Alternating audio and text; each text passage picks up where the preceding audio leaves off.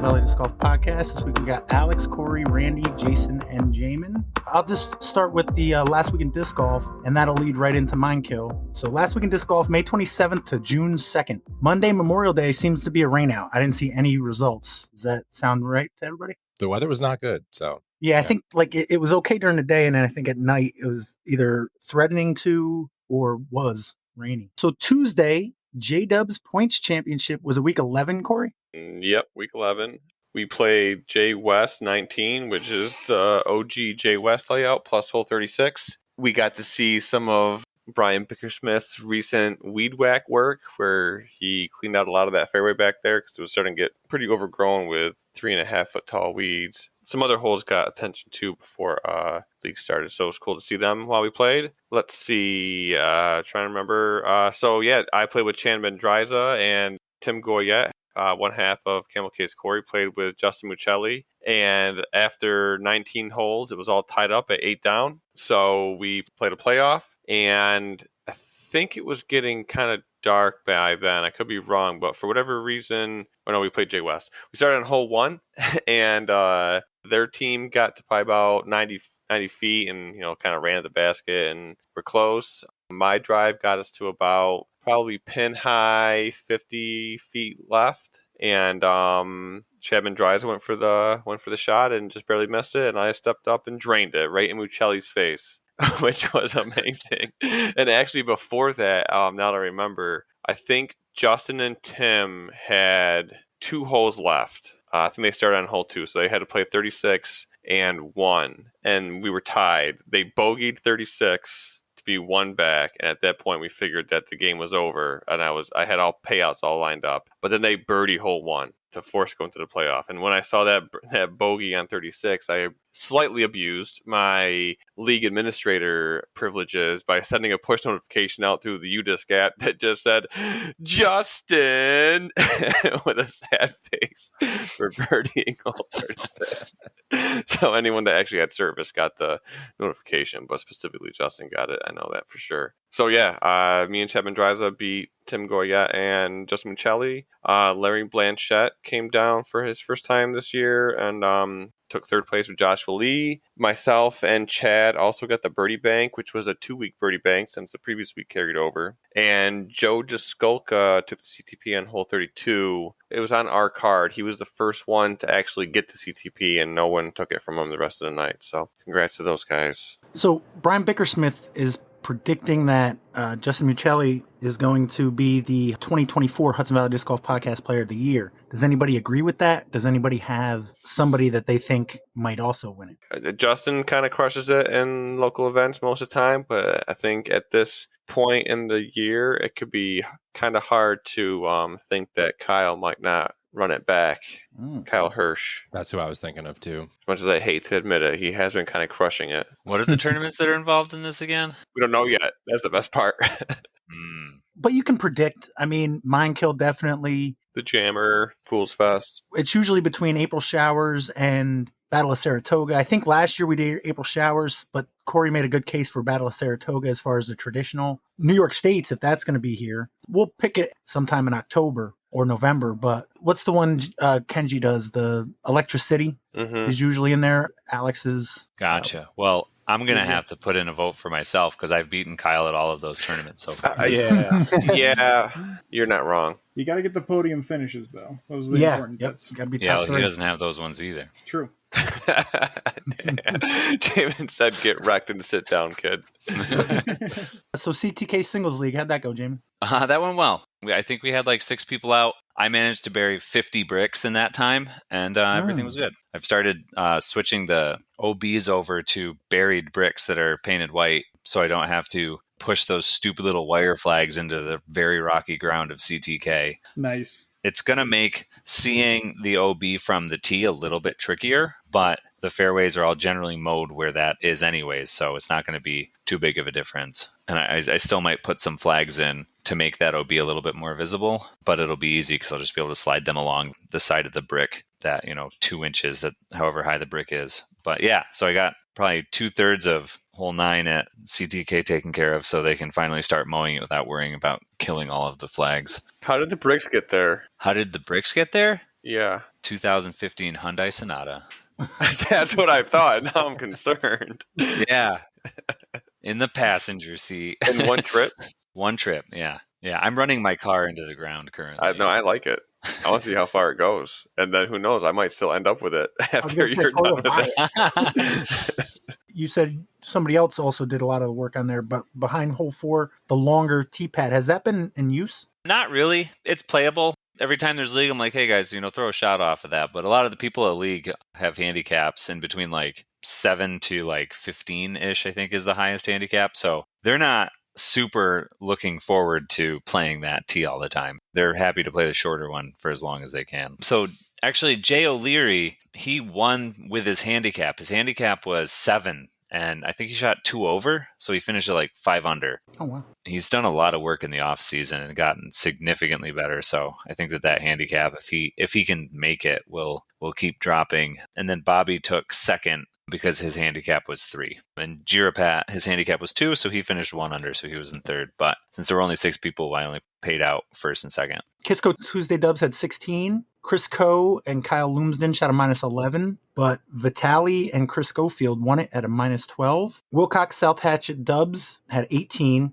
Andrew Ellis and John J.P. Hafner came in second at a -10. Matt Latt and John Tamburino won it at -12. Skylands doubles had some results. Sean Valastro and Eric Pine shot a -9. So did Jason Murak, maybe as Cali, maybe with somebody who's not on UDisc. They both shot -9. Not sure who won. But Jason Murak was at the top, so we'll say him for all intents and purposes. Shen Creek Dubs had 28. Third place, Pierre Cornish and Joe Karen shot -9. Second place, Charles Bednarsik and Bobby Hallam shot -10. And your winners, Charles Gordon and Peter Hodge, shot a -12. Wednesday, Stony Kill Random Dubs had 24. How'd that go, Alex? Yeah, no, it went well. I was very surprised there was only 24 people there because it was absolutely gorgeous weather. Not too hot, but, sunny, gorgeous. Really surprised we didn't see more than 24. Had some fun times. It's classic Stony Kill doubles. I played with Troy Nostrand, who's a great guy, classic Stony Kill player. Andrew Zahn and Kevin Gordon was the other team on our card. We both shot pretty averagely. We were both at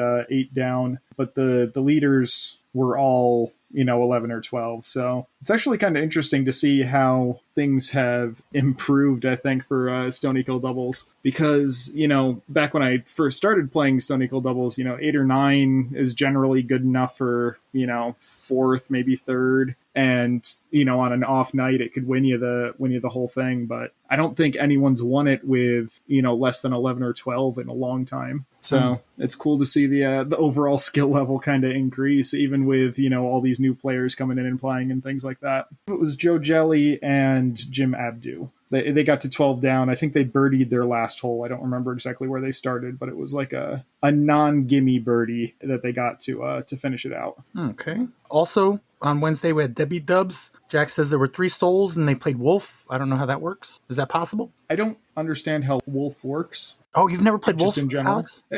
I've been told, a number of times, but I've never actually played it. I'm sure if I actually played it, I would pick it up pretty quickly. It's one of those things like the first couple holes, you're like, what the hell is going on? But then after, I think it's better to play it than explain it. Yeah, absolutely. Right. Well, either way, Jack lost. Evan Keogh and Jason Matz won, and the birdie bank rolls over. Corey, did you play Paint Bureau? Yeah. All right. It was at Minekill. Hmm. I wasn't planning on playing it. Once again, jury duty was trying to screw me, but was able to make it out there in time. So it was at Minekill. I believe there's 18 people that showed up. I didn't play amazing. Actually, pretty bad. I played really bad. I wasn't even close to amazing. I think I came in 11th out of 17. Only 2 birdies, which kind of stinks. But hole 14, the big downhill one, was one of them. So that's always cool. I was the only one there? No, I was there. No, I played. Oh, sorry. I had to scroll up more to find you and Randy. That's weird. Unfortunately. What about your round, Jason? How'd that go? Good. I started off really good. I don't remember exactly, but made a mistake on 9 that cost me. And honestly, this whole week's been a blur, so I'm having trouble remembering what I did. But I'm happy with what I shot. Nice. And Randy? I had a grand time playing with Kate Clay and David Koch. if this was like a Tarantino film, during the middle of the post Mindkill interview, you'd cut to this part where I say I had a blast and nothing went wrong during my Paint Bureau round. And I shot even with a double bogey on 4 and 6. So I basically went to Mindkill for the tournament with the mindset of like, oh, just like don't throw OB on 4 and 6 and you're going to cruise. And that was wrong. Because you went OB every time? No, like I like corrected on like that mistake. Well, not perfectly for 3 rounds, but generally corrected on that mistake and then just found other ways to blow my score up. So you just shifted the focus. Yeah, it was like every round was a different like journey through, like had a bogey different holes. But no, Paint Bureau was a blast. Yeah, I don't know. I guess I need to just play one round at Mindkill. Were you playing from the orange tees? Yeah, it was really the only time I played the orange tees to practice for the tournament was at Paint Bureau. The only other time since the winter was the green tees at the monthly. So it didn't really get much tournament practice in, actually. Kyle Hirsch popped off for a 7 down, 1 single bogey and 1 double bogey round, 1028 rated. Justin Muccelli was 1 behind him at 6 down with only 2 single bogeys and 1020 rated. And then Jason 3 strokes behind them, but still a 996 rated round. So Thursday, we had Deadbeat Dubs Year 2. They played SPW Whites. Mike Zancelli came in 3rd, Phil Rogers in 2nd, and Mark Stryker is your winner got 10 points. Overall standings, Anthony Stamboli is in 5th place with 32 points. Derek Stasinski in 4th with 33. Greg Kurtz in 3rd with 51.5. Mark Stryker in 2nd with 56. And your leader with 67 points, Kevin Kroenke. CPS Thursday doubles had 20 players. Tyler Gannon and Eric Struna tied with Andrew Bailey and Jay Gorsage at -8 for 2nd place. And your winners at -10, James Black and Ethan Hatters. Friday, SPW Dubs League had 39. Also a tie for 2nd. Sean Powers and Ryan Yadow tied with Lucas Lynch and Dan Perry at -8. And your winners at -9, Dennis Daly and Thomas Rascona. A couple things on Saturday with Mindkill Pros playing. The Discap Sunday Tag League did Shenantaha on Saturday. Mike Zancelli came in 3rd at +2. Ryan Yadow in 2nd at even. And your winner, -3, Tyler Gannon. Glen Falls Disc Golf had tags at CTK. Tied for 3rd at +6, Kenneth Mumby and Brandon Medina. In 2nd, Jonathan Klingler at +3. And your winner at -3 was Jirapat K. Last week, I asked about the USDG qualifier at CTK. And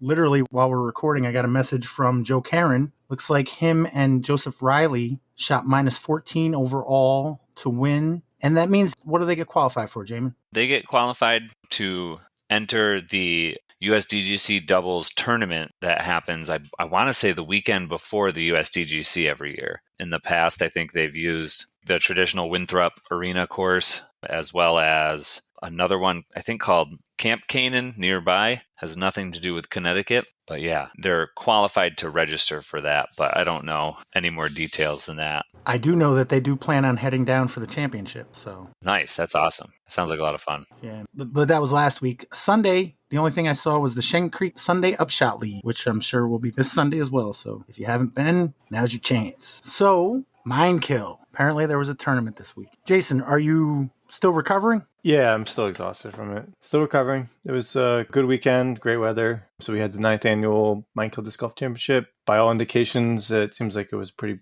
big success. Had a handful of volunteers show up to spot, which was amazing. And despite having no scuba gear, Jeff was able to recover all the discs from the pond. So that's good. We had some unique occurrences. Actually, the most incredible thing that I think happened all weekend was there were 2 aces on hole 14 orange to green in the same round, which it's got to be like astronomical odds of that happening. It's, in my opinion, the most incredible par 3 on that layout. It's like 415 feet downhill that requires you to hit a tunnel between these 2 guardian trees, which takes a lot of skill. I think like the only par 3 that's more difficult might be hole 12. And I think if you ace that twice, that would mostly be attributed to luck, where hole 14 is skill. So congrats to Tyler Calzada and Chris Dahl for both acing that in the first round of the tournament. That's really impressive. And I assume they both paid into the ace pot, right? One of them did, yeah. Oh. So Chris Dahl's getting the $205. And I'm sure Tyler's happy because his ace was on video, so he gets to relive that over and over. All right, Corey, an ace on video or ace with the money? What are you taking? Actually, that question came up a lot. I spent a lot of time with Tyler and Chris over the weekend, and that question came up a lot. And neither one of those guys had a quick answer. So it's definitely a thinker. I mean, I'm a sucker for money, but like if it was just so at the time when it was just Tyler that had the ace, I'd be like, I'd probably take the ace pot. But assuming that it was going to be closer to the $300 range based on how many people were playing. But if it's only $100, I don't know. If the video was better quality, unless I haven't like watched like a high quality version of it or whatever, it's kind of hard to follow the disc. But if it was like a crisp and clear video, I would probably 100% take the video. But I think even still, I would still take the video over $100. Do you see him throwing it, and do you see it go in? You do. You 100% do. I mean, flight's nice and all, but Yeah, it's not gatekeeper quality footage. It's Jeremy Whitaker's cell phone. But Yeah. I don't know. I think I'd probably rather have the video on that hole in particular. Like if I had aced hole 2 or 3, it'd be like, oh, money all day. But Yeah. to ace like an iconic hole like that's a really impressive ace. So for 205 split to that, I think I'd go with the video. Yeah. pretty sure I got audio. Jason, are you saying something that how long it took you to get a birdie on that hole? I think I've only birdied it once. I can't think of more than one birdie I've got on that hole. It's tough. It's really easy to bogey. If you look at the scoring spread on that hole, it is crazy, especially with 2 aces during the first round now. There were some hole changes. Did you get any feedback? Yeah, I was kind of interested in the feedback and overwhelmingly positive. A couple, pretty minor critiques, but I've got overwhelmingly good feedback on all the changes. So I was happy to hear that. Anybody here got a comment on any of the hole changes? Yeah, Jason took my birdies away from me. The 3 of the 4 holes I could birdie there. Oh, no, can't birdie them no more. No, they're definitely good changes, especially for the event. I like them, even though like 16 used to be a much simpler birdie. Obviously, like only pushing the basket back 40 feet or whatever made it way harder. Same thing with 18, although I was kind of hoping to see more eagles than what there was, but there were still 2 eagles. We were saying at the campground that the over-under was 2.5, and I took the over. I thought that there would at least be an eagle around. Almost. There was Andrew Cochran eagled at round 2, and Elijah Brandt eagled at round 3. Harry was in the circle for an eagle second round also. He just missed his putt. Actually, round 1, he was, I think, just inside the circle as well, and he missed his putt, unless that's the same timing. It's not like he had 2 eagle chances over the weekend. Harry eagled 4. That's quite the accolade, too. Yeah, he went out of bounds in the circle on his drive for that one second round as well. Playing very aggressive.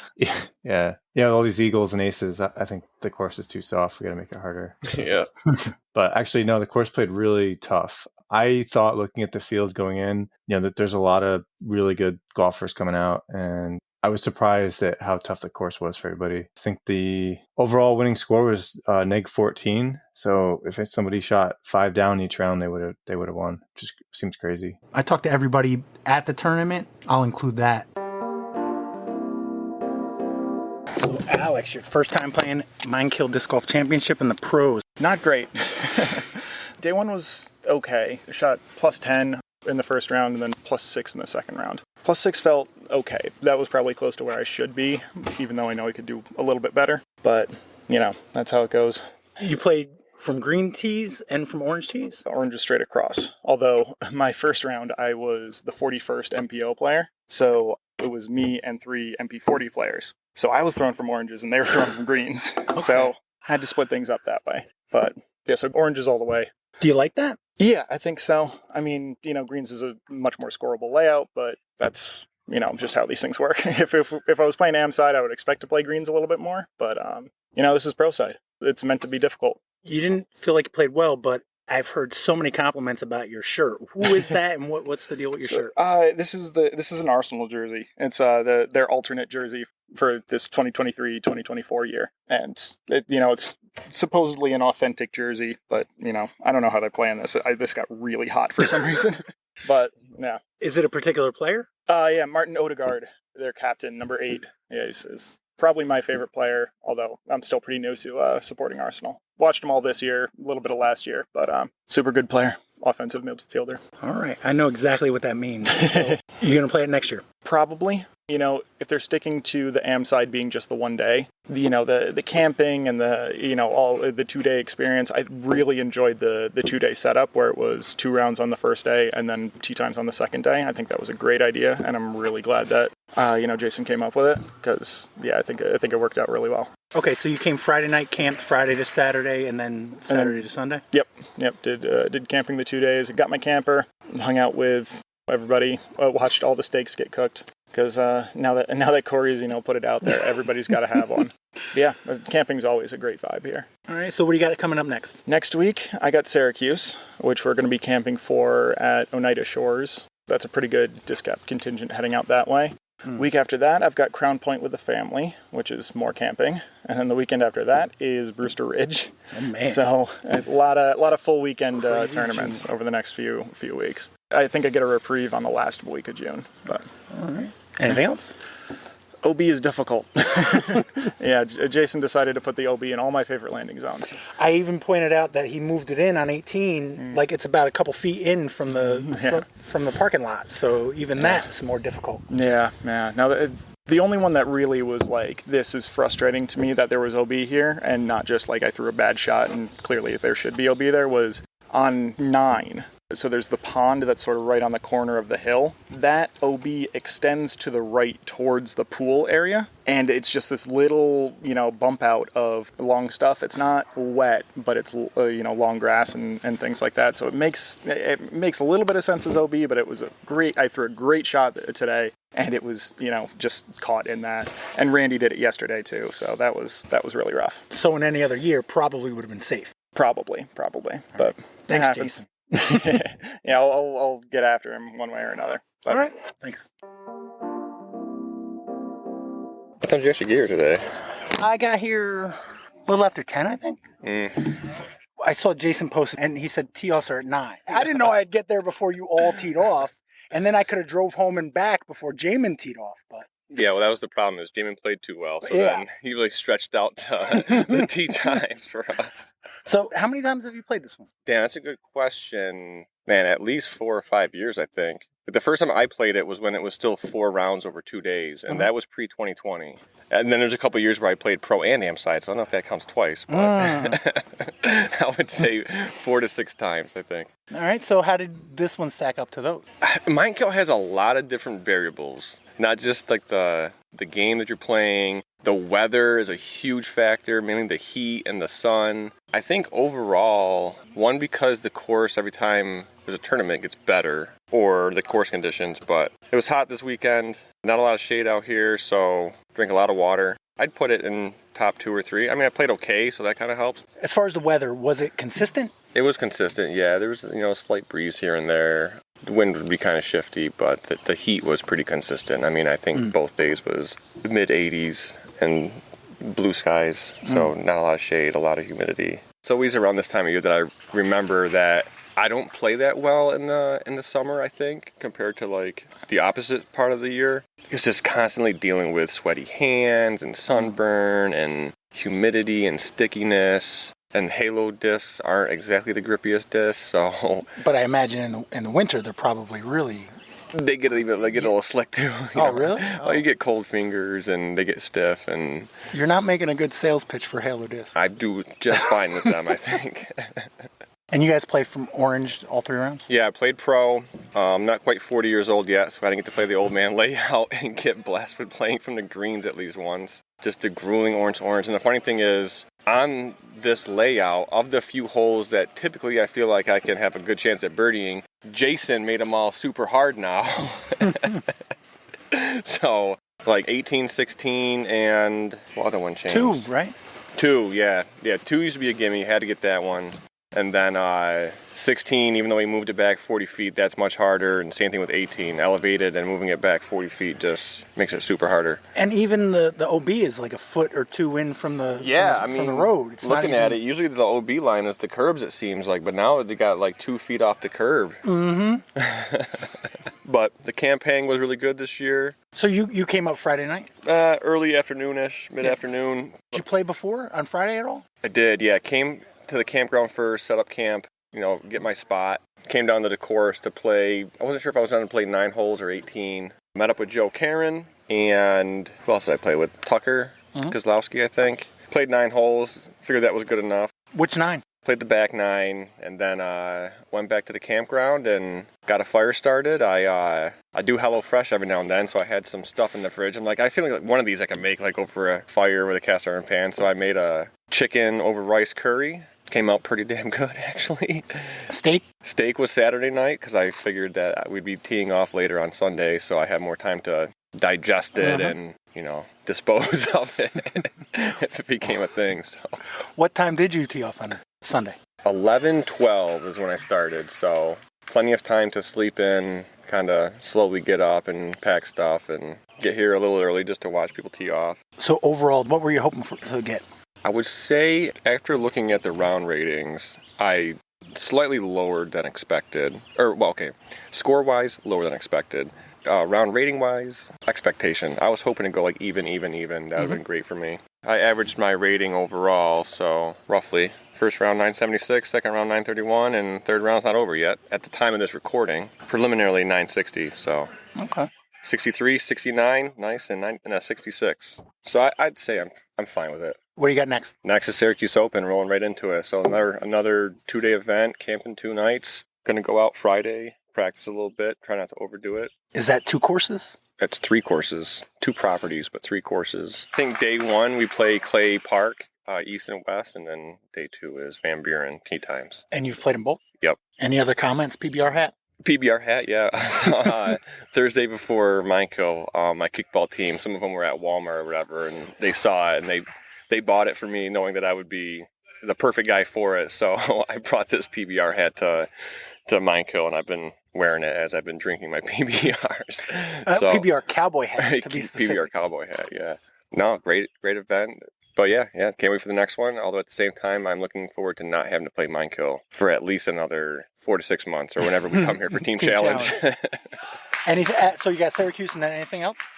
Syracuse is this upcoming weekend, and then because I keep getting it wrong, Jammer? Then the Jammer, which that'll be a nice 1-day event right down the street from the house. I'll try to not hit a chicken on the way there or back this time. And then it's the Brewster Ridge Open, and I haven't played there before, but that'll be the biggest event like I've ever personally played in before. Like I played in those 8 tiers last year at Wickham Park in Connecticut and Warwick and Minekill, but I'm assuming that the Brewster Ridge Open is another level on top of those events. You've not played there? I've not played either of the courses. I've not played the event before. I feel like there's usually a conflict whenever that tournament normally is, so I always pick the local event over that. But yeah, no, June is a busy month, super busy month. So I'm kind of looking forward to July kind of dying down a little bit, just focus on Dubs leagues, Paint Bureau Pro League. Well, thanks a lot. Thanks, Pat.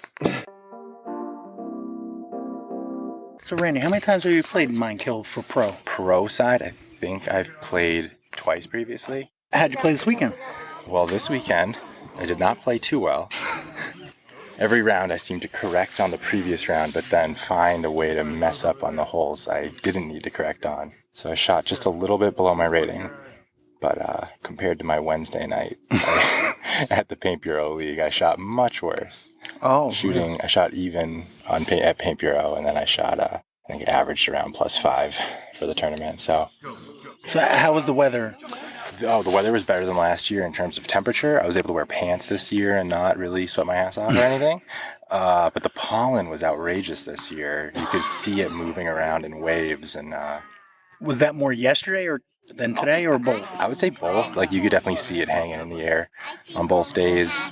I went through a lot of tissues during my round, and not because I was crying.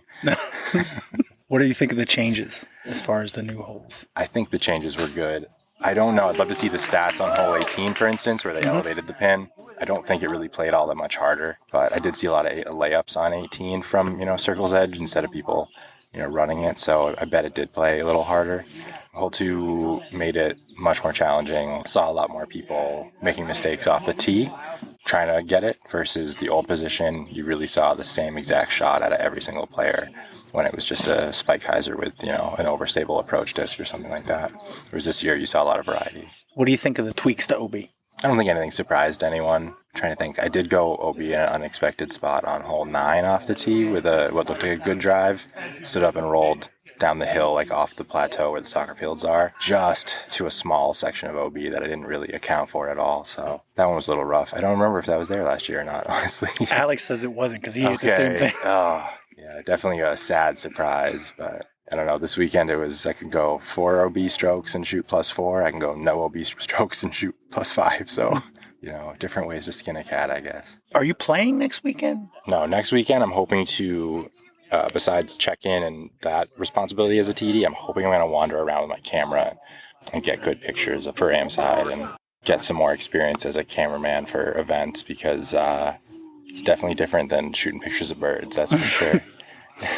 Do you still have the lens for birds, or did you switch? So, no, right now I switched to a 55 to 210, which is a little bit more standard for shooting pictures of people. Earlier with my birding lens that goes out to 500, that was too close up to people.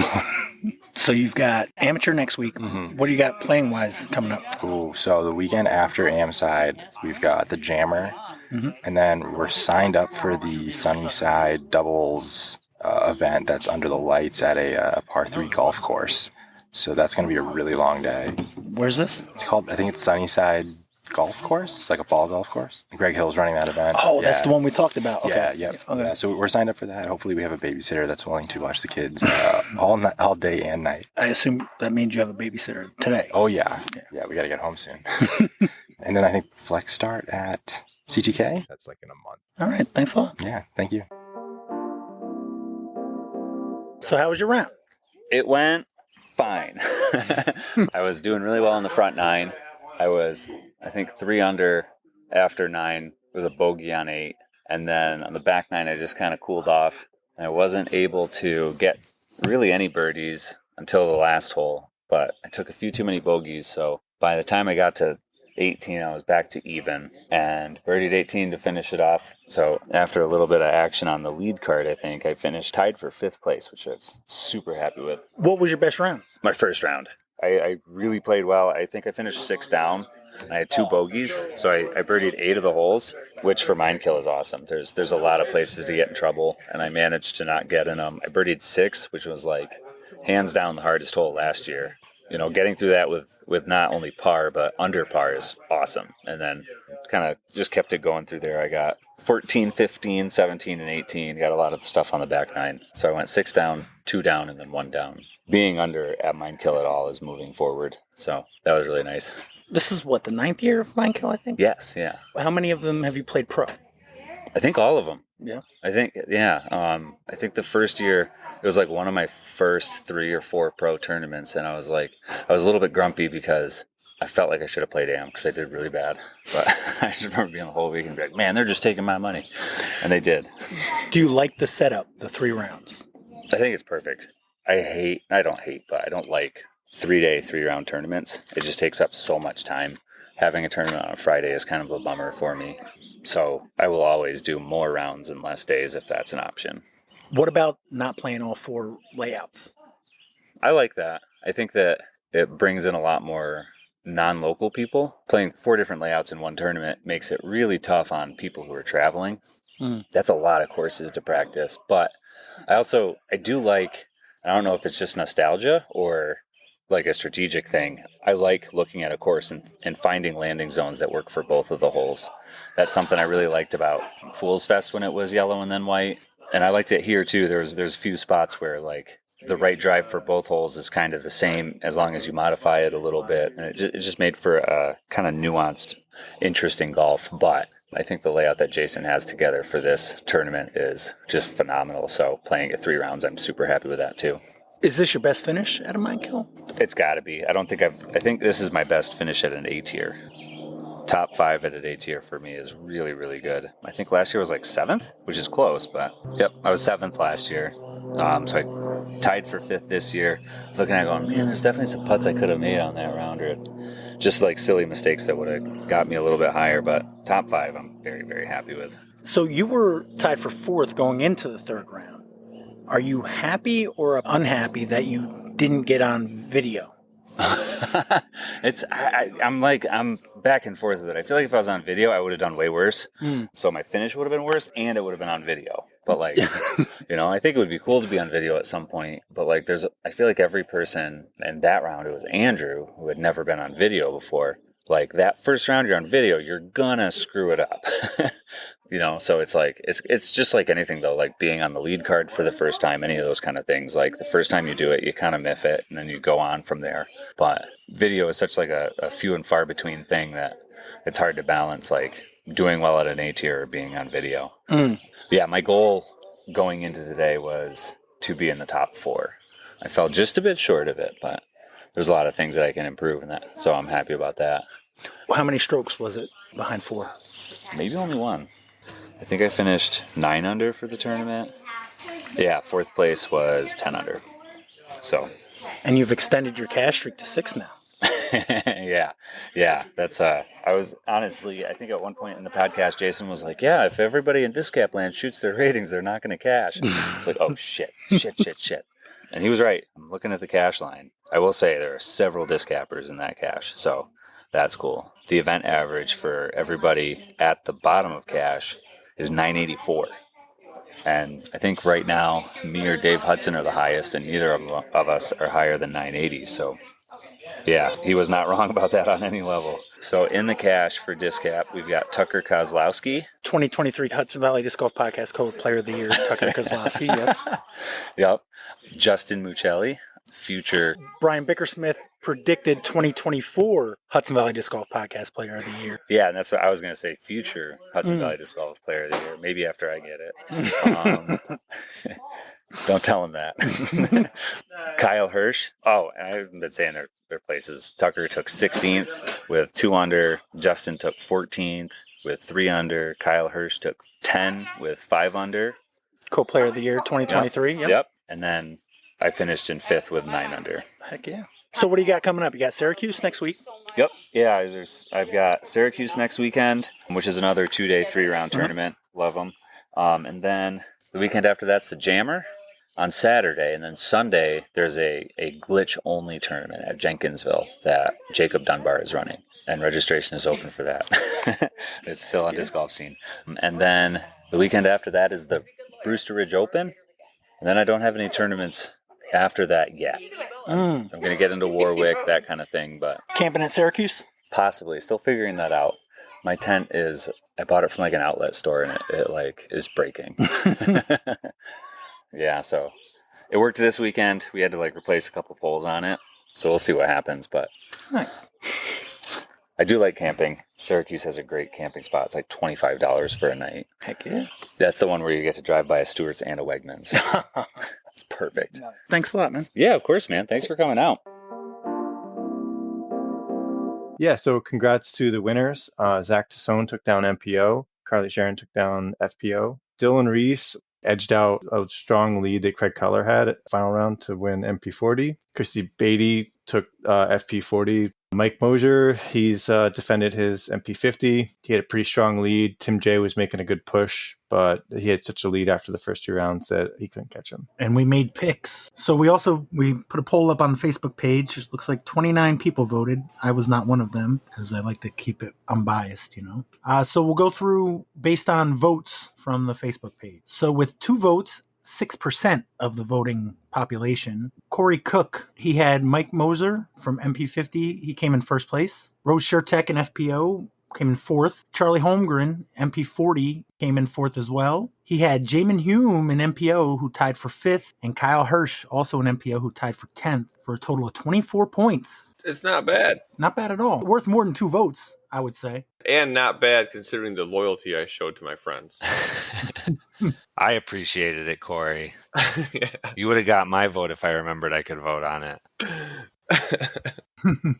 Next up with 3 votes and 11% of the voting population was Alex. He had Dylan Reese, who won MP40, Steve Brinster, who came in tied for 8th in MPO, Mark Chapalonis, who came in tied for 16th in MPO, Kat Bemis, who came in 8th in FPO, And he had, who did you have originally, Alex, in MP50? I had Chad Larson, jumped up to MP40, and yeah, he played pretty well in MP40. So I thought about this at the time, but it's definitely something we should talk about. Should he have kept that pick in the future or no? Not for this time because we didn't go over it, but you guys still think that you need to repick if somebody jumps divisions? It'd be an illegal trade or acquisition. Like Yahoo Fantasy Football wouldn't let you make that trade. You already had too many kickers on your team. Actually, they would let you make, assuming there's no roster or no bench players. The real question is, should I have been able to switch my Dylan Reese pick for an MP50 pick, or would I have to pick something else? Now you're trying to bring Dylan Reese into it. I know I was happy with the Dylan Reese pick. I wasn't going to, but if one of my MP50 picks became an MP40 pick, should I be able to choose which MP40 to drop in favor of the new MP50? Nope. Sure. You wouldn't even be asking this if Chad Larson finished 8th. Yeah, I mean, well, you did. The winner. The thing is, Dylan Reese got first, so I'm not complaining. Yeah, no. But that's a good. No, I'm glad you brought that up. And Corey shot you down, but he's the rules official. So, but you did pick Anthony Ramos, who came in 4th in MP50. That's not too bad. Yeah, a total of 37 points. Corey's still in the Respectable. lead with his 24. Okay. Next up with 4 votes, 13% of the voting population was Randy Bemis. He picked Carly Bennett Sharon, who won FPO, David Fleck, who tied for 8th in MPO, Tim Giardini, who came in 2nd in MP50, Joe Jaskolka, who tied for 8th in MP40, and Zach Mason Doyle, who tied for 19th in MPO for a total of 38 points. Yeah, no, I think Zach was the only one that dinged me. I did pretty okay in the other divisions. Mm-hmm. Has he played this tournament before? Do you know offhand? He's definitely played before. Yeah, definitely. All right, so right now we got Corey in the lead at 24, followed by Alex at 37, and then Randy at 38. Next up with 8 votes, 28% of the vote, Jaimen Hume. He had Craig Cutler in MP40, who came in 2nd, Caitlin Clay, who tied for 2nd in FPO, Bobby Jones, who came in 3rd in MP50, and Wyatt Mahoney, who tied for 5th in MPO, and Zachary Tassone, who won MPO, for a total of 13 points. That's 5 more points than you got votes. I voted for Pretty Jaimen. good. What was your strategy? Pick Zach Tassone with my last pick because nobody had picked him. Mm-hmm. That's a good one. And besides that, I just go with people who do really well at A tiers, like Kate Clay and Bobby Jones. You did well. Solid strat. So you take over the lead at 13 points, which means we got our poll winner with 12 votes, 42% of the vote, Jason. He had Harry Chase in MPO, came in 7th, Kyle Moriarty in MPO, who tied for 12th, Nicole Gonzalez in FPO, who came in 5th, Brian Bickersmith in FP40, who tied for 8th, and Dan Eigner in FP50, who came in 5th, for a total of 37 points. So Jaimen is our winner. Corey in 2nd, Jason and Alex tied for 3rd, and Randy in last place. Now, what I did was I waited till after the tournament was over, and I picked players that were left. The question is, do you guys think I could beat Jaimen with the players that were left? Does anybody think I beat Jaimen? Yeah. Yeah, I think that there's... I think you can. Yeah. Yes. Some of the top 5 were... Okay, so I picked Miles Sayer, who came in 2nd. Andrew Cochran came in 3rd. Alicia Hinkson tied for 2nd. Chad Larson came in 3rd. But all I had left was Edward Ziegenfuss, who came in 6th, gave me 16 points. So with all that foreknowledge, I still couldn't beat Jaimen. Wow. He got me by 3 points. Really great work, Jaimen. That's the power of guessing.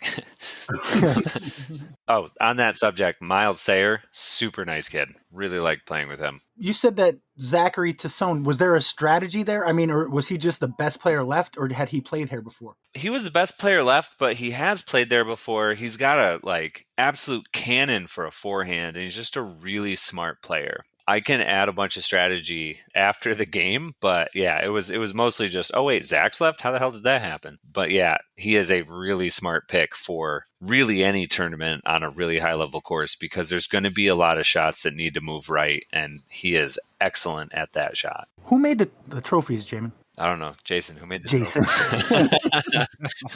Jaimen, I'll answer this. All right. All right, just let me. The trophies are actually multiple. So there's glass ones for first. Those were made by Pyroheiser out of Colorado, a glass artist out there that did last year's trophies and the ones for this year. And then I kind of took those glass ones and put them in this frame because the glass ones were smaller than the second and third ones and it looked a little off. So I kind of made them bigger. And then for the other podium finishes, second, third, and then some of the lead divisions that had less people in them, Nick Salvano handmade or hand burned the logo for the event with, second place, first place for all those. And they came out really good. So thanks to Nick and Powerheiser for making those. So you basically mastered the A tier. What's next? Is national tour next year? Let's keep making good A tiers. I don't think we're ready for anything bigger than that.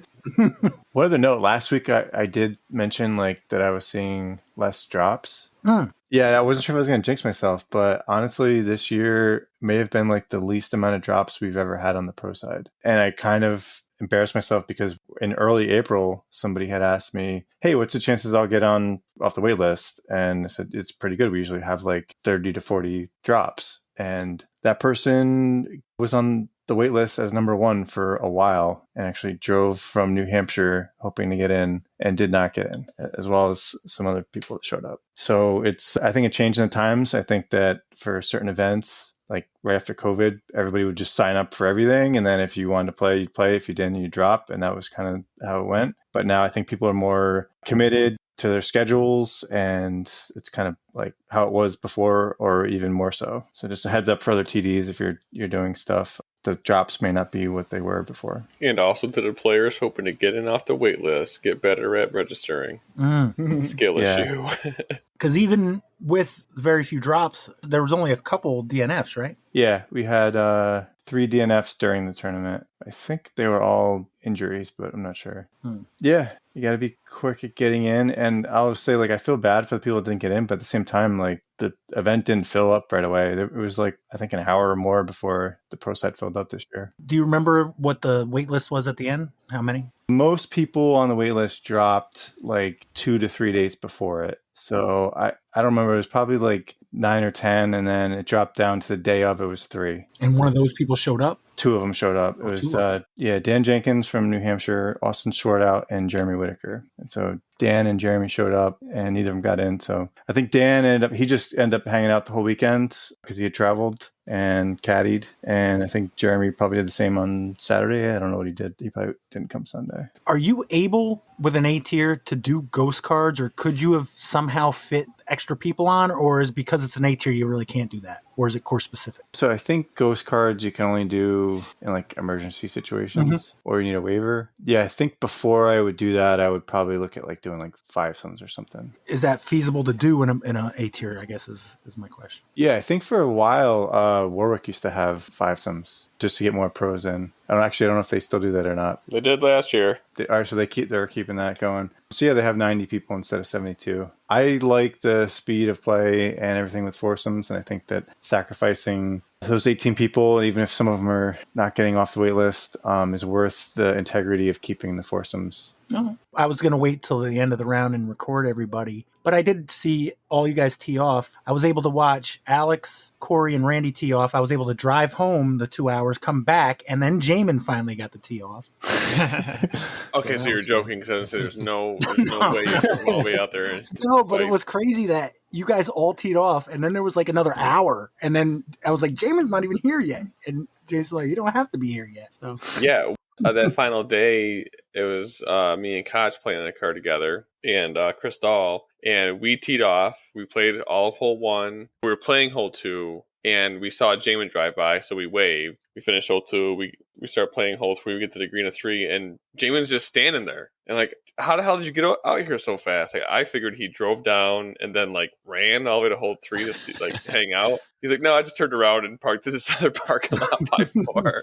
I'm like, okay, that makes way more sense. But also, yeah, he showed up 2 hours after I got to the course. Yeah, I went into Middleburg and got some nice coffee and a nice breakfast. I was taking my sweet time. No, there's a bunch of breakfast plates in Newburgh. I don't know what it is about that place, but if you want dinner, there's one restaurant. But if you want breakfast, man, there's 4 of them right in a row. Mm-hmm. I was kind of jealous. Some of the MP40 guys that were camping stopped at that Horseshoe Cafe that's in between the park and the campground. Brian Pickersmith, Gorsage, and Joe Diskolka. I'm like, damn, I wouldn't mind a Grand Slam slugger-esque breakfast. So instead, I'll just chug some of this Chobani yogurt and eat a cheese stick and go to the course. I did get to see the three of them finish. They all had the same score. Oh yeah, they did. Look at that. Yeah, I saw that when I was doing the cards. But shout out to the disc cappers that did well at Mindkill. I think for anybody in disc cap to cash, they'd have to shoot pretty far over their rating, except maybe Jaimen. But actually, yeah, he'd have to shoot over his rating too. Tucker Kozlowski, Justin Muccelli, Kyle Hirsch, and Jaimen all cashed. And Jaimen did exceptionally well. I think he averaged over 1,000 for the event. And Nice. at one point when I was checking live scoring, I know he was in third in the final round at one point. And he was tied for fourth going into the third round. He would have been on coverage with Gatekeeper and Heiser Media if Brinster didn't have the hot round 2. Thanks. Jason and Jess knocked it out of the park again. Great job. Thanks, Jaimen. Yep. And next week, though, is the AM side for Mindkill. Randy, how's that gearing up? Any changes? Any craziness? No craziness, except there is no waitlist anymore. So that's a little awkward. If anyone drops in this coming week, there'll be some extra really pretty discs for people to buy or something if we don't have a full roster, or maybe I'll just keep one. Who knows? We'll see. Mark Bryan posted for Discap registration open for the 2024 Colonial Acres Ace Race. Player pack for all players, trophy only, no payout. Extreme beginner friendly layout, ace runs galore, choose your tee time. Anybody know when that is? I should have probably checked that part. I didn't write that. Randy, I have disc golf scene open. Hold he's on. scrambling. Ace race, September 14th. I don't know what else I'm supposed to say. No, that's good. September 14th. I played a match play thing and lost to Chad Larson at Wilcox today. So Oh, I did see that. yeah, he shot he had 4 putts well outside 40 feet that he canned when I was so much closer, and then he just big putted me. And yeah, I think he shot 8 down on the blue layout. I heard there was a lot of birdies between both of you. Oh yeah, it was so many. I think I didn't birdie 3, but I birdied 1, 2, 4. Then he big putted me on 5. Yeah, it was a lot of birdies. I'd have to go through them all, but he, I think, was 8 down after we did the math, which is great on Wilcox Blue. Mm-hmm. But so it's double elimination, so I think I get another shot somehow. I got to hit up Justin Muccelli. I think that's who I got to play because he had lost to Harry. So find somewhere to play Justin, and then maybe I can get back in it. Where would you want to play Justin if you had your choice? Schedule's tight, so honestly, anywhere close would be good. Wilcox was kind of a little bit of a drive for me. I'm close to J Park, although Justin shreds at J Park, so that might be a good match for us. I don't know. That sounds like something for the Hudson Valley Disc Golf Podcast Player of the Year to be considered. Let me see Justin score at Mindkill. Maybe I'll go there. Oh wait, he beat me at Pro League. Never mind. All right, finish up with a quiz. Sure. Yeah. Let's do it. All right. So I got Alex in the lead at 8. Corey and Jaimen are at 7. Randy at 5. Jason at 4. What do we think for team? Anybody want to go Cali? Does that mean we get 2 guesses? No. That'd be great. That would be an interesting way to do it. Yeah. I mean, I'm willing to try anything. Who's leading? Me, apparently. Alex. It sounds like we know who our Kelly player is. The Lone Wolf? Or is that giving too much credit to the guy winning? Ooh, wait, yeah. Does Callie get an extra point? Oh, gosh. That sounds too I OP. do not particularly want to play Cali. If you get the answer and the disc, you get a third point. Dang. No, I like the first version. You get 2 guesses. That's the closest to Cali. And just for the record, the way I've always assumed things were named was by the state from which the person who came up with the rule came from. Huh. I also assume that. Yeah, so this is now the Massachusetts rule, by the way, because it's not Cali anymore. It's not that medium, but right, that's what I think, Jason. That's the instance that I remember is when Tommy came up from Carolina and told everybody to throw 2 off the first tee and started Carolina rules. Carolina rule. Yeah. For sure. I always thought that was FDR rule, or just getting out of the car rule. If you're not going to warm up, you at least get 2 off the tee. The first time somebody said, all right, this is Carolina rule, I'm like, what the hell are you talking about? They're like, oh, you throw 2 on hole 1. I'm like, oh, okay. And then, I learned that was from Tom Folkdale. So I don't know, are we any closer to figuring out? Absolutely not. No. Sorry, that was a huge digression, but I just want to make sure we get this named after Randy. Thanks. Yep. Could call it playing Mass Solo. Ooh. So 3 versus 2, unless Alex wants to go commando. Jason, do you want to play on a twosome or a threesome? Can you tell me what the category is? Disc or no disc? All right. 3 of them, 3 categories. I'm pretty tired, so I'm going to go with the threesome. All right. Who do you want? I'll get to pick. We just ran a tournament, man. You get the, Gonna go Jamin and Randy. All right, so a rematch. Yeah, it's a repeat. Let's do it. Is it? Yeah, Oh, I didn't realize that. I'll follow Okay. your heart. That's fine. it's okay, but that means because you're on a threesome, you go second. And we crushed it last time, didn't we? Yeah. Yeah, let's go. What a dickhead. All right, Kat. Category 1, 2, or 3. You know which one I'm going to pick, Alex? 3 sounds good to me. All right, number 3. All right, question 1, category 3. Like Earth, Saturn gets what kind of spectacular polar light show, a Latin word for dawn? Like Earth, Saturn gets what kind of spectacular polar light show, a Latin word for dawn? Was that Aurora? Yeah. Aurora. Yeah, that's the like actual name for the Northern Lights, Aurora Borealis. Yeah, right. You guys good with that? I Yeah. think so. Is the Aurora a disc? It was an Oldsmobile back when they were around. Aurora. I mean, yeah, I would say yeah. It very much sounds like a disc. Although, can you just imagine all those people trying to say Aurora? Like, I can have a hard time saying it, but You doing a roller? Aurora. A roller? Yeah, a roller. Exactly.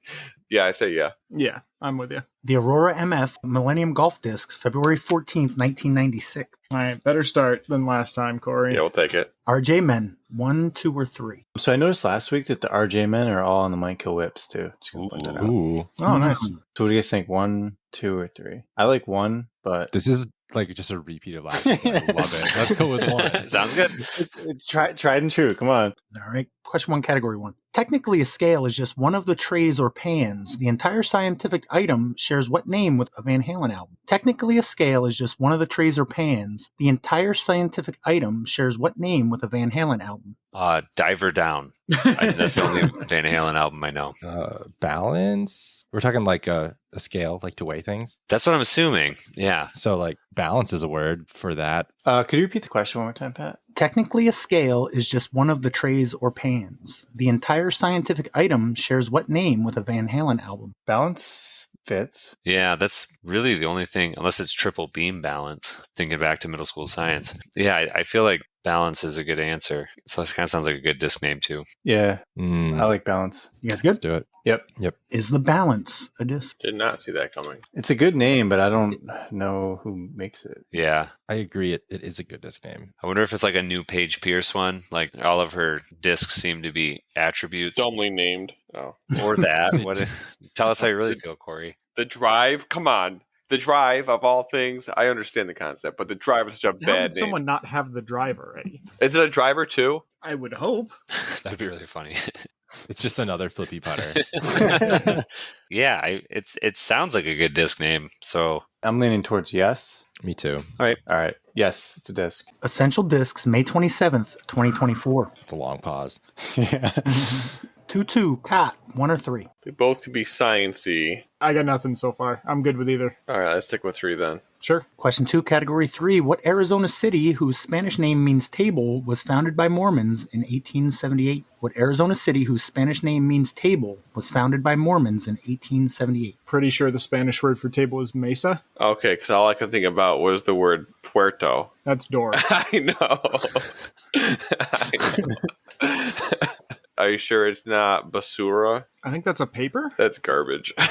Garbage.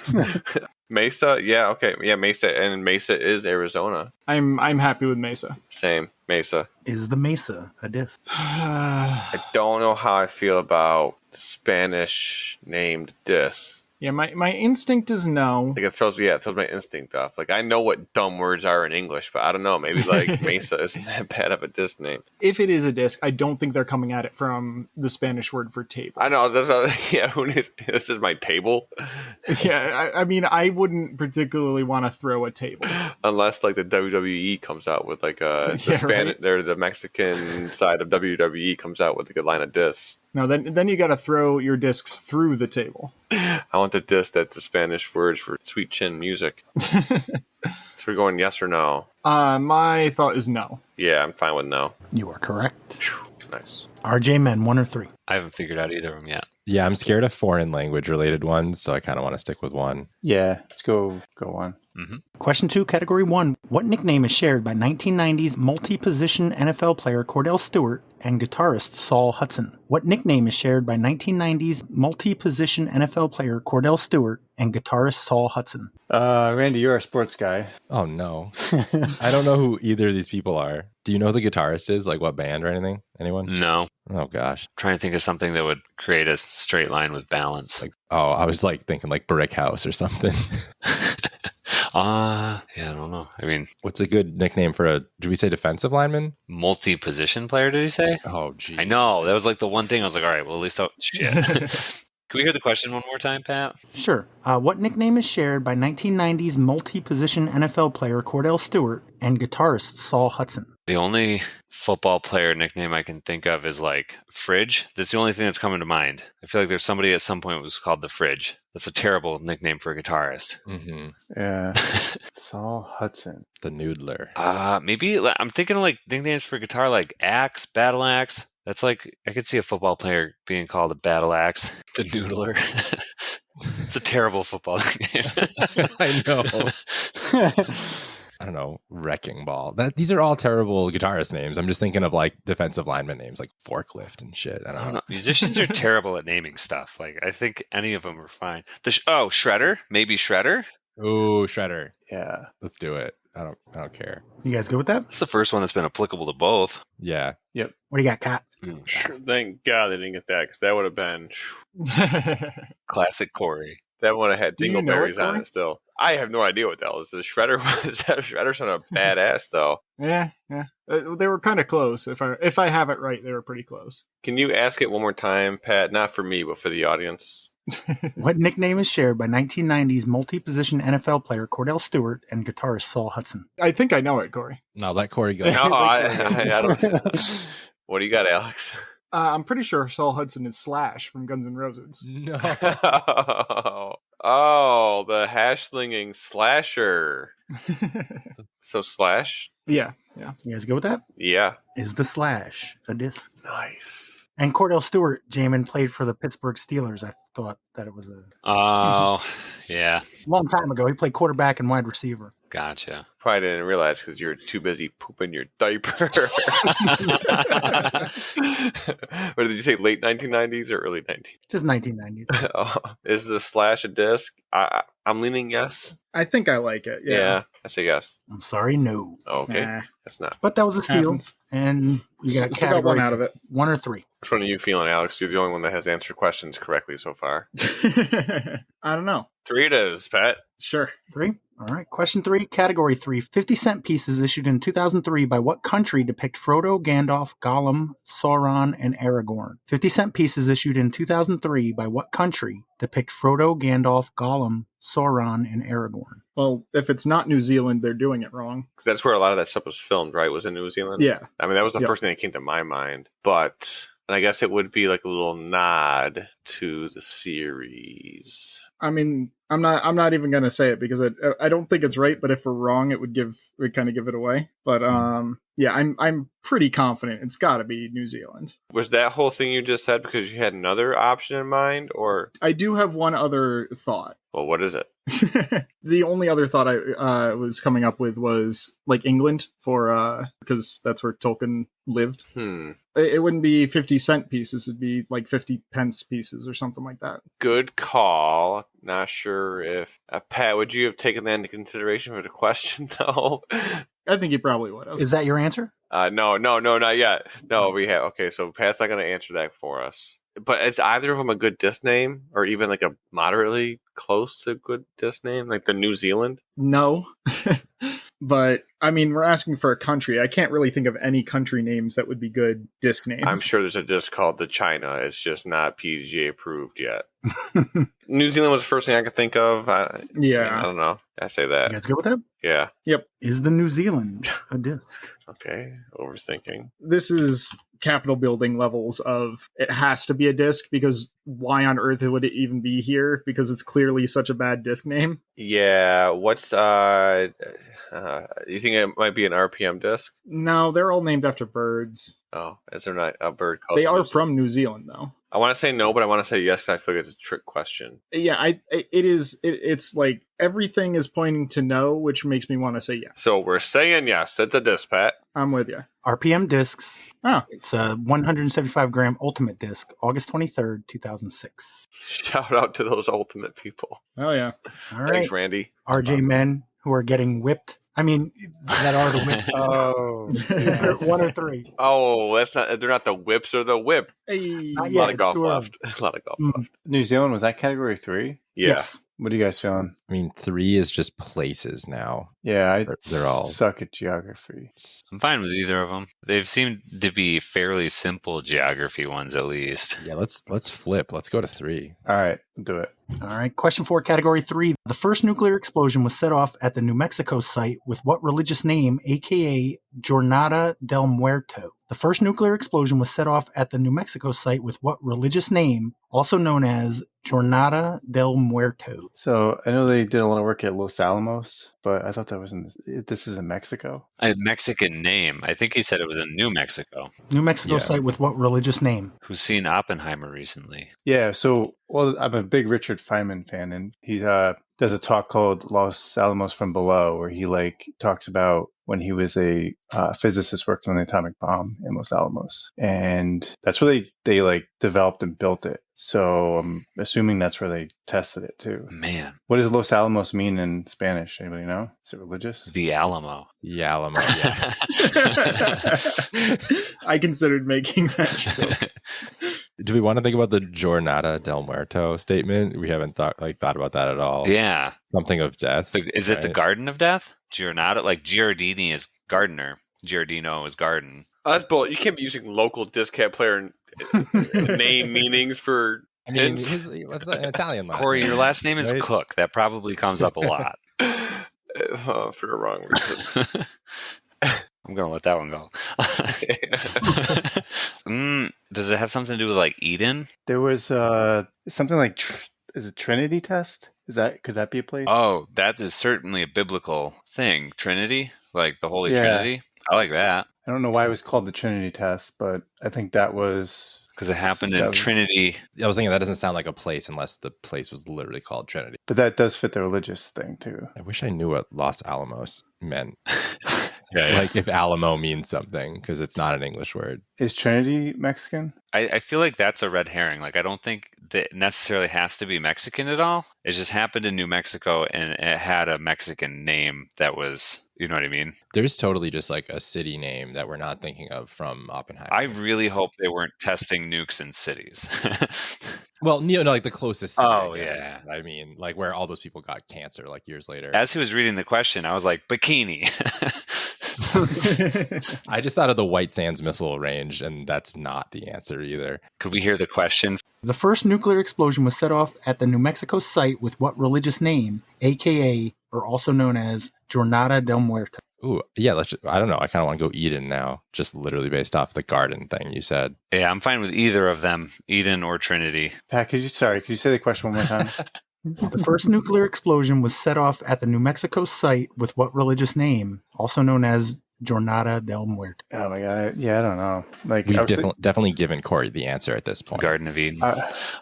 Maybe Alex, not me. No, it's you.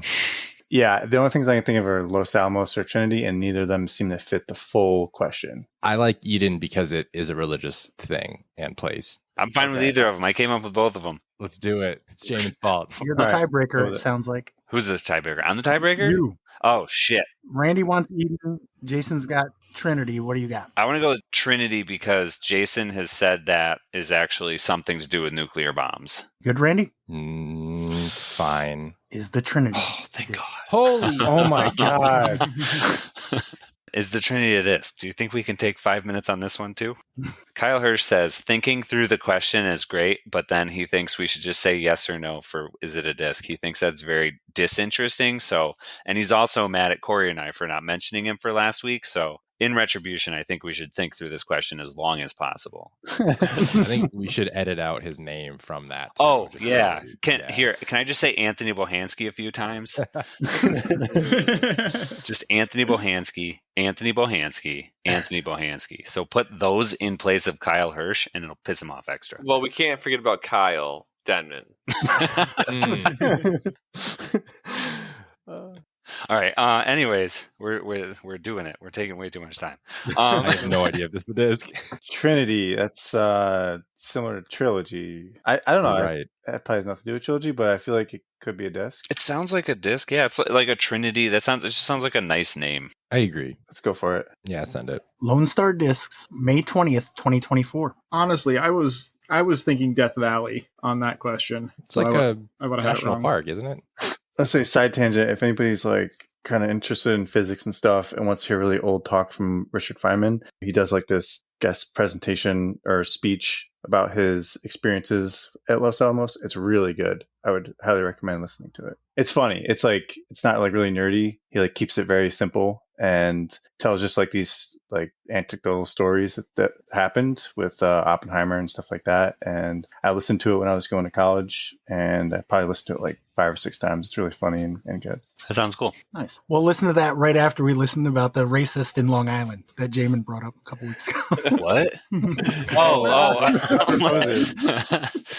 Robert Other Moses. 99% or something. Oh yeah, 99% invisible. Yeah, not to go on another tangent, but Jim, did you listen to the one about the squirrels in parks? Yes. That blew my mind. I was at Mine Kill the whole weekend, just staring at squirrels. Like, I can't believe you guys aren't natural. Like, they were introduced and like domesticated, and well, not domesticated, but just like, I don't know. It's a crazy episode of 99% of You, Invisible Randy, and I Squirrels. should take a walk.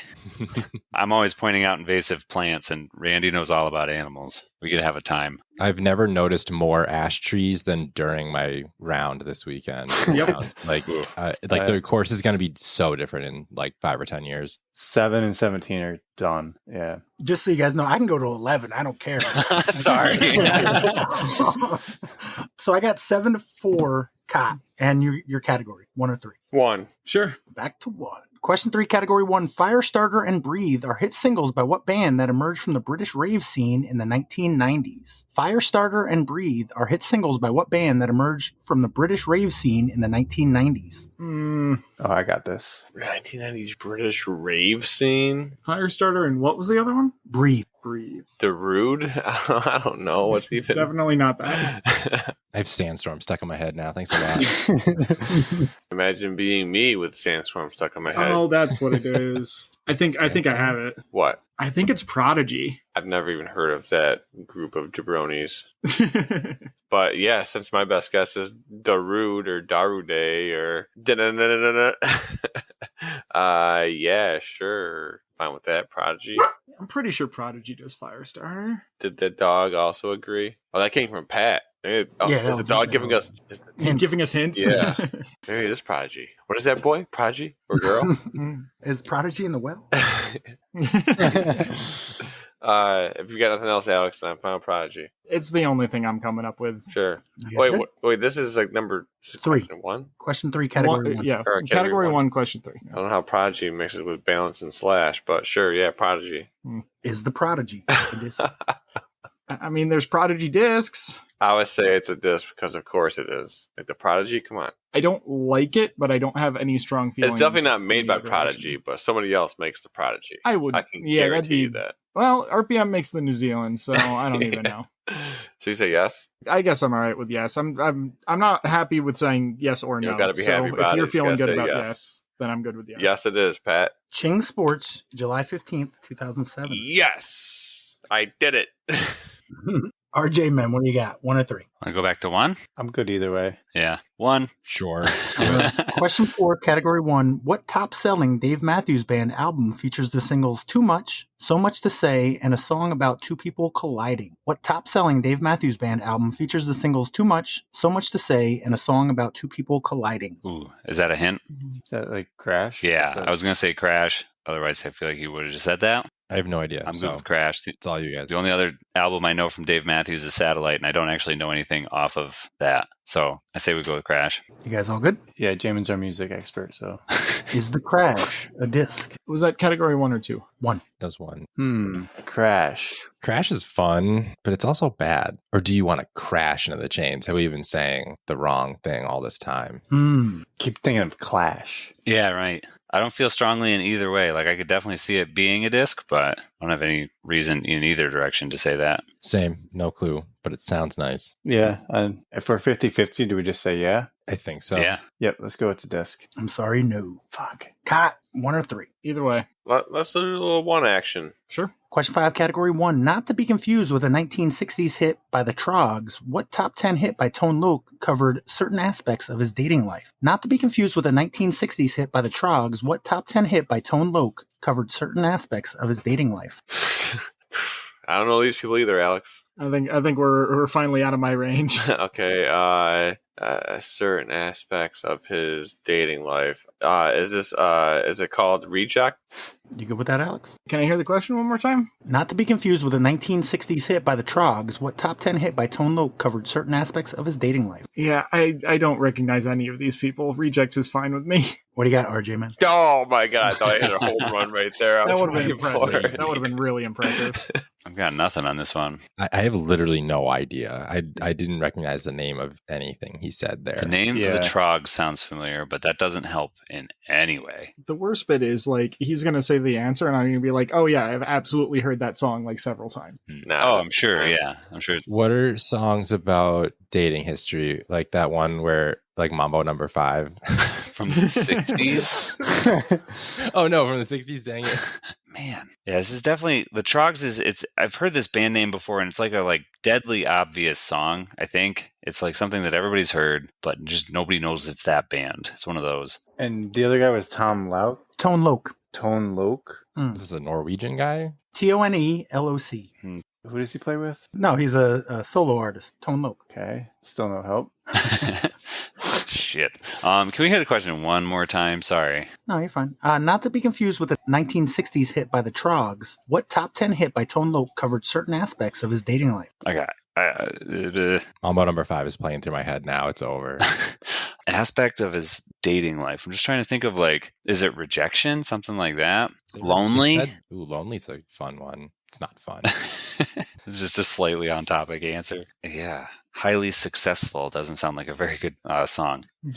Anything that would be like a disc name? You can always come at it from the disc names. Well, or the category. I am honestly, I never pay attention to the category. Do you guys have any ideas what the category is? It's just music Yeah. title things. So like you Shit. can't, I don't think we can discern it from the previous names. What were the other ones unfortunately. though? Maybe there's something we're missing. Crash / Prodigy Balance. Nope. Nope. All right. Aspects of dating life. Yeah, I don't know. I've got lonely. That's the only thing I can think of. Reject or rejected. I'm good with whatever. Well, they already did that. So I think lonely is our only word. Okay. That's all I've heard so far, yeah. Lonely? Mm-hmm. What if I had said it was a remake by Sam Kinison? Would that have helped? Oh, absolutely not.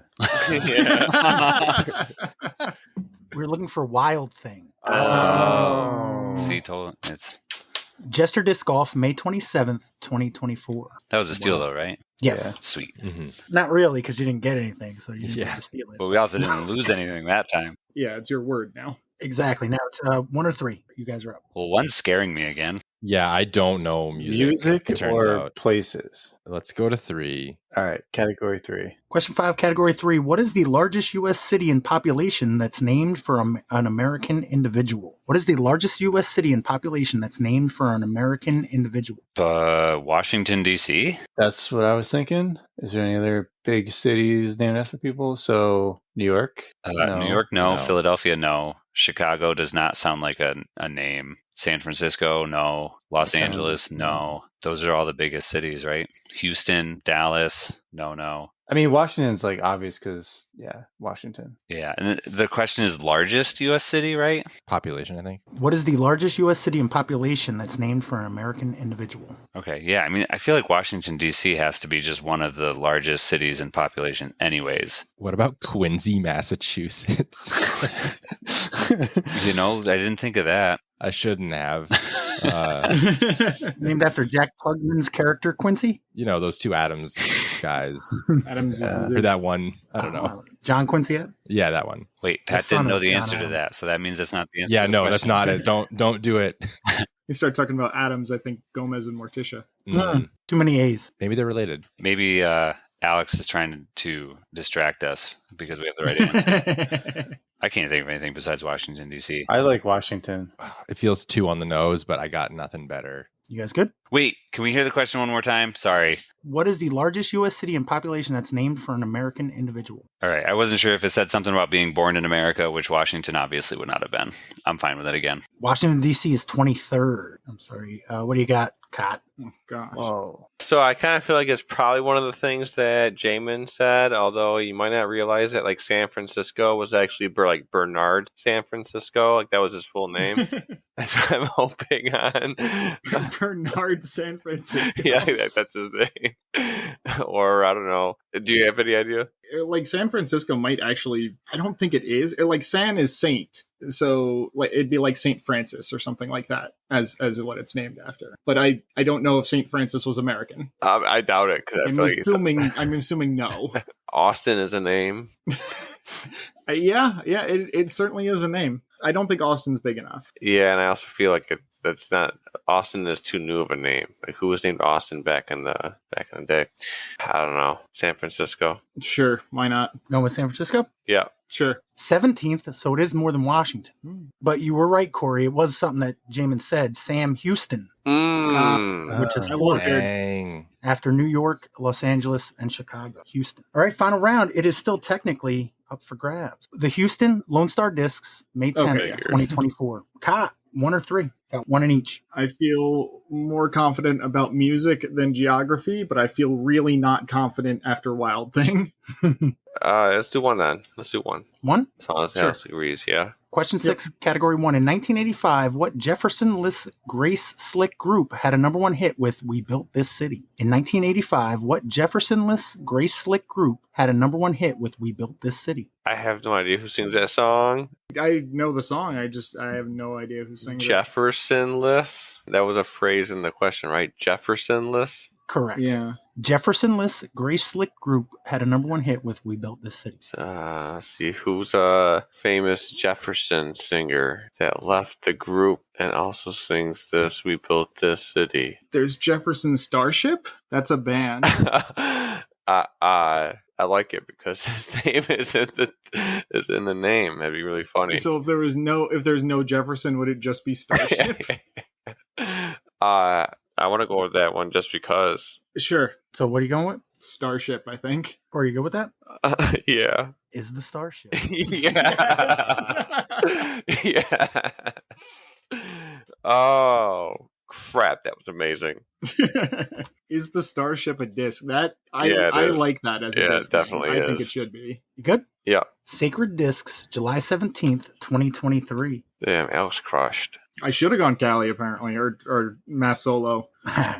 RJ Men, final question. 13,165 foot Cloud Peak is the highest peak in what Wyoming mountain range whose name reflects a type of sheep? 13,165 foot Cloud Peak is the highest peak in what Wyoming mountain range whose name reflects a type of sheep? Doll sheep. Is that a mountain range in Wyoming? I don't know. I just know that there's doll sheep that people hunt in the mountains. Crystal there. sheep? Oh. Yeah, exactly. It's either that or like bighorn. So I don't know. It makes a lot of sense that there's types of sheep, but I didn't know that. Sorry, yeah, that's just my weird animal knowledge coming out.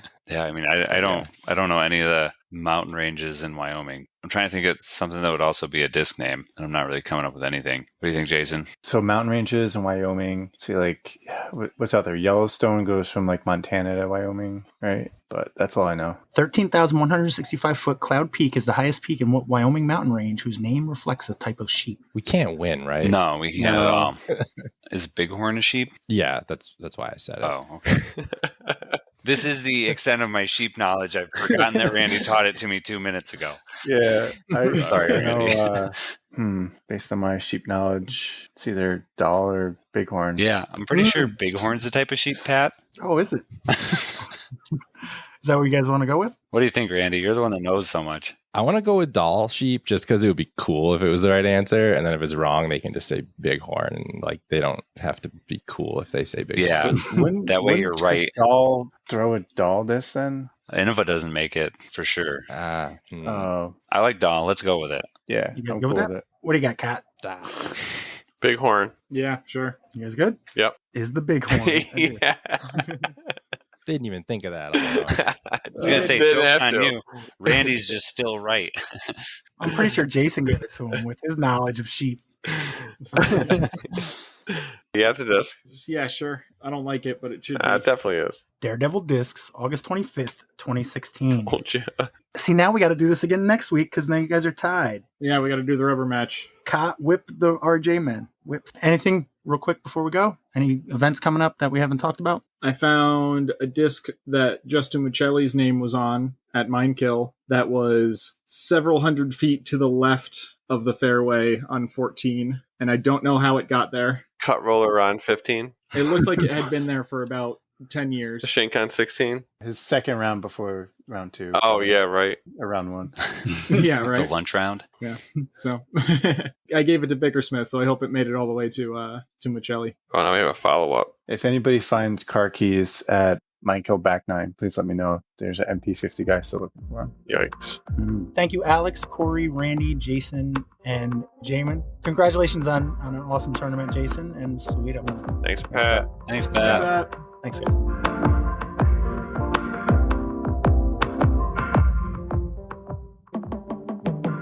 Syracuse is, yeah, because we talked about that. For whatever reason, they didn't qualify for A tier this year, right? I assume that's what you're talking about. Yeah, this is their third year running it, I think. And correct me if I'm wrong, Jason, but it takes 3 years of running a successful B tier before you can apply for an A tier and be accepted. You can apply all you want, I guess, but they won't do it. Yeah, I had asked Stephen Bailey because I was actually surprised they didn't get it. And he said that was the reason the PDJ gave him. I suspect is if they keep things going, they should without a doubt be A tier next year. And looking forward to playing it for the first time when this airs tomorrow. I was actually just watching a YouTube video of like the whole fly through on Clay East because everybody told me that's like the more wooded one. And I don't know if it's like the lens on the drone, like the wide angle lens or not wide angle, but man, is that course that tight? Yep, it sure is. It's every bit as tight as it looks. Okay, I feel like I'm gonna get wrecked. I don't know what that coverage looks like, but the fairways are pretty defined. It's just the fact that it might look tighter because the rough is so thick. Like you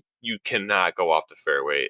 Just pitching out could almost be impossible. Yeah. When I say pitch out, I don't mean pitch out and up the fairway. I mean pitch out whatever hole you just crawled into to get to where your disc is. Yeah. I would compare it like the rough on that course reminds me almost for the entire course. There are sparser patches, but it sucks. There's places that remind me of the right side of hole 7 at Minekill. Oh my god. Yeah. Yep. Which is also the right side of hole 8. Yeah, fair enough. I've just been in it more times from hole 7 back when we used to play orange to orange. Same. Yeah. Just to clarify something, I'm not saying that Clay East sucks. I think it's an incredible course. I think those two courses together is like a freaking awesome training ground. Those two might be the courses that I played most frequently if I was like really trying to train and sharpen my game and lived in the area, because Clay East is tight and wooded and you need to know your lines and your angles and when stuff is going to fade and how much power to put on it. And then Clay West gives you a chance to really air some shots out, but you need to do it accurately. They're a really fun group of courses. How bad is it going to be to play Clay East blind? I have faith in you. Yeah. It's not impossible. None of the holes are super long. You could definitely run up on the tee and like see a shot, and you could do it. Okay.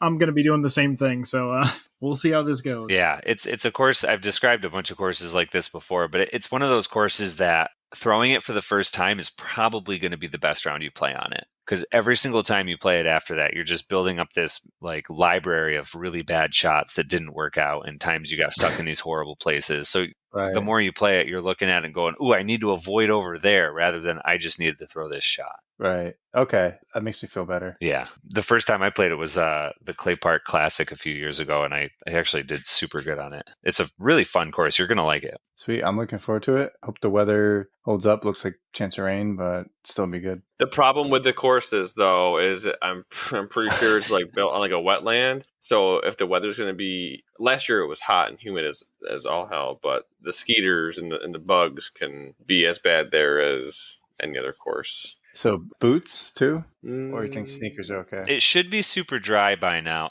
In the winter, it's pretty bad. You'll be able to tell just like you're walking in the grass and you're like, yep, there's footprints everywhere in here. it gets really muddy in the wet seasons, but it's been super dry lately, so I don't think there's I think it'll anything be to worry fine. about. Well- Naming it Clay Park was not an accident, though.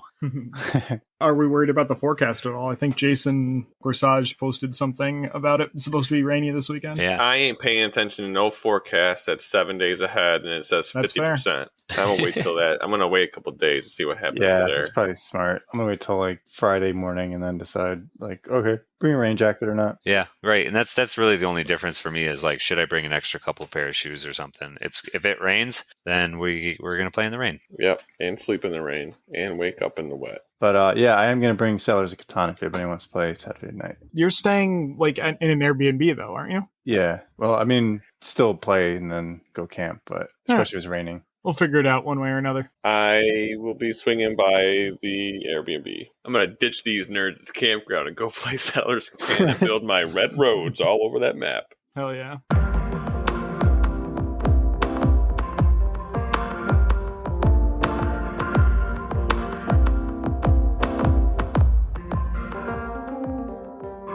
I spent like 6 hours today driving back and forth between Colony because it was finally the day to get my salvage title examination for that new car that I got. So I had a fucking U-Haul. This is how actually, it's not time for Minekill talk, but my final round at Minekill, halfway into it, I get notifications that U-Haul all of a sudden doesn't have my trailer that I need available. And Monday, I've been waiting for this day for 2 months. I bought this car in PA during the FDR tournament. Been waiting to get it registered and inspected for months. But since it has a salvage title, first, like the New York State salvage examination office has to check it over to make sure that it's roadworthy. It doesn't have any stolen parts on it, even though it got wrecked in the 90s. So I was supposed to rent a trailer in Ravina, just down the street from my house. And then that round 3 of Minekill, like halfway into it, I started getting emails that, oh, that trailer is no longer available. We're going to start moving you to the Albany location. Then I got another notification saying that, oh, it's not available there either. We're going to move you to Chatham. So when I got home on Sunday, I changed the appointment to Colony, seemed a little bit closer. So then this morning, I drive my truck over there. They changed the freaking ball size on the trailers at U-Haul, so now my ball doesn't work. Oh, I can't get my hitch out of the receiver because it's all rusted. I had to pay extra to rent a pickup truck at the same time and then go back to my house from Colony to Ravina, pick up the car, drive back to Colony, have the DMV inspect it, drive back to Ravina, unload the car, and then drive back to Colony, drop the truck and trailer off, get back in my truck, and then drive back home. God damn. So, yeah, that's my Monday.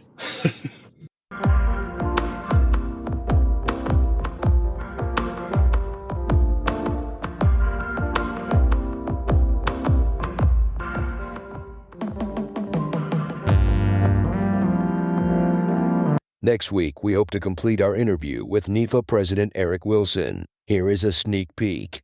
So, Eric, is Seth Wilson your younger brother that you're referring to that's always posting on NIFA as well, or are you guys not related? Oh, he went orange. I killed him. He's gone. It's gone. Corey, why'd you have to ask him a question? Yeah, that's a touchy subject, man. Can you hear me? Yep. Okay. Let's see. It works at like 3 bars. It does not work at 1 bar.